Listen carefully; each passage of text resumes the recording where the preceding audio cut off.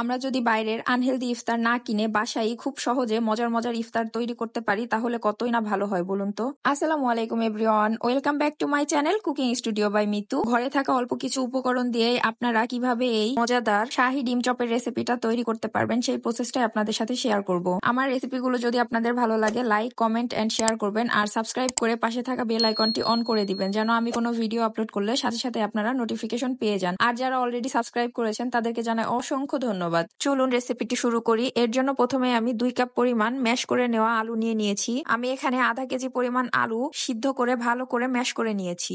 এখন আমি এতে দিয়ে দিব পেঁয়াজ বেরেস্তা 1/3 কাপ পরিমাণ, ধনিয়া পাতা কুচি 1/4 কাপ পরিমাণ, চিলি ফ্লেক্স দিয়ে দিব 1 টেবিল চামচ পরিমাণ। এখানে আমি 4-5টা শুকনা মরিচ হালকা একটু তেলে গুঁড়ো করে নিয়েছি। ভাজা জিরার গুঁড়া দিয়ে দিব 1.5 চা চামচ পরিমাণ, লবণ দিয়ে দিব স্বাদ মতো। এখন সবকিছুকে আমি হাতের সাহায্যে ভালো করে মেখে নিব। খেয়াল রাখবেন সবকিছু যেন একসাথে ভালো মতো মিশে যায়। আমার মেখে নেওয়া হয়ে গেছে। এখন আমি এই আলুর পুরটা দিয়ে ডিমগুলোকে কভার করে নেব। আমি আগে থেকে এখানে 10টা ডিম সিদ্ধ করে এর খোসাগুলো ছাড়িয়ে অর্ধেক করে কেটে নিয়েছি। আমি প্রত্যেকটা ডিম চপ অর্ধেক ডিম দিয়ে তৈরি করব। আপনারা চাইলে একটা ডিম দিয়েও তৈরি করতে পারেন। এখন আমি চপগুলো তৈরি করে নেব। এর জন্য আমি হাতে সামান্য তেল মেখে কিছুটা আলুর পুর নিয়ে নিয়েছি। এখন আমি আলুর পুরটুকু অন্য হাতের সাহায্যে চেপে চেপে একটু হাতের উপরে বিছিয়ে দিব। এরপর এখানে আমি অর্ধেকটা ডিম দিয়ে হাতের সাহায্যে আলুর পুর দিয়ে সম্পূর্ণ ডিমটাকে কভার করে নিব। আপনারা দেখতেই পাচ্ছেন ডিমটাকে আমি কিভাবে কভার করে নিচ্ছি। আপনারাও এভাবে সম্পূর্ণ ডিমটাকে কভার করে নেবেন যেন কোনো অংশ ফাঁকা না থাকে। আপনাদের বোঝার সুবিধার্থে আমি আরো একটা ডিম চপ রেডি করে দেখাচ্ছি। এর জন্য আমি হাতে আবারও কিছুটা আলুর পুর নিয়ে নিব। অন্য হাতের সাহায্যে চেপে চেপে আলুর পুরটা বিছিয়ে দিয়ে এখানে আমি আবারও ডিম দিয়ে দিব। এখন ডিমের চারপাশে আলুর পুরটা দিয়ে কভার করে নিয়ে হাতের সাহায্যে চেপে চেপে আমি এরকম ডিম চপের শেপ দিয়ে দিব। আমি একইভাবে সবগুলো ডিম চপ রেডি করে নিয়েছি। এখন এগুলোকে কোটিং করে নিব।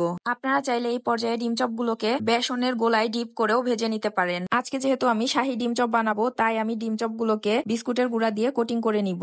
আর এর জন্য আমাদের ডিমের একটা মিশ্রণ রেডি করে নিতে হবে। ডিমের মিশ্রণটা রেডি করার জন্য আমি এখানে 2টা ডিম নিয়ে নিয়েছি। এতে আমি দিয়ে দিব 1/4 চা চামচ পরিমাণ গোলমরিচের গুঁড়া আর দিয়ে দিব স্বাদ মতো কিছুটা লবণ। এখন সবকিছুকে একটা কাঁটা চামচের সাহায্যে ভালো করে মিক্স করে নিব। এরপর এখানে আমি নিয়ে নিব টোস্ট বিস্কুটের গুঁড়া। সবগুলো ডিম চপ কোটিং করে নিতে আমার প্রায় 2 কাপ পরিমাণ টোস্ট বিস্কুটের গুঁড়া লেগেছিল। এখন ডিম চপগুলোকে কোটিং করে নেওয়ার জন্য আমি এখানে একটা ডিম চপ নিয়ে এটাকে ডিমের মিশ্রণের মধ্যে ভালো করে ডিপ করে নেব। এরপর ডিম চপটাকে বিস্কুটের গুঁড়ার মধ্যে দিয়ে হাতের সাহায্যে ভালো করে চারিদিকে বিস্কুটের গুঁড়া লাগিয়ে দিব।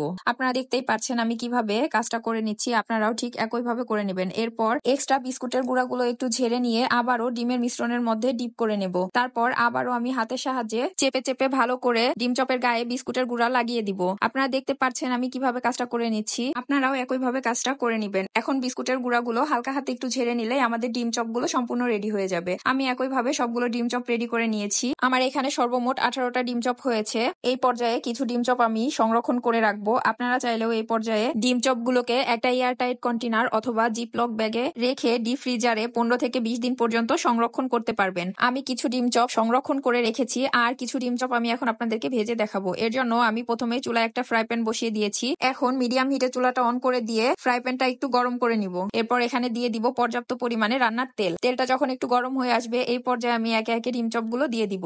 এখন মিডিয়াম হিটে ডিম চপগুলোকে উল্টে পাল্টে ব্রাউন কালার করে ভেজে নিব।